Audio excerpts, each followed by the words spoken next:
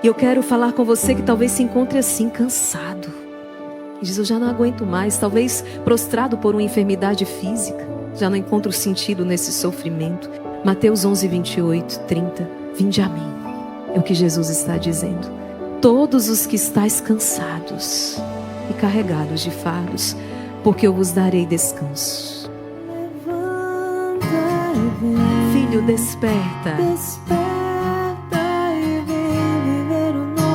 O nosso pecado não torna Deus menos Deus, mas nos torna menos humanos, porque o pecado nos bestializa, mas quando nós nos arrependemos, o Pai corre para nos abraçar.